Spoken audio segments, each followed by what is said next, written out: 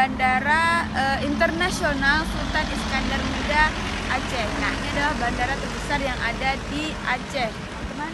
Di sini ada beberapa gedung ya.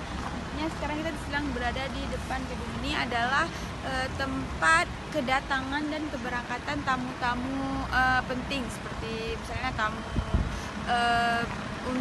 pemerintah gitu, juga untuk jamaah haji kalau misalkan di terminal yang sebelah sana tidak muat lagi ya. Jadi teman-teman, di sini ada beberapa gedung. Terminal bandara ini sangat luas sekali.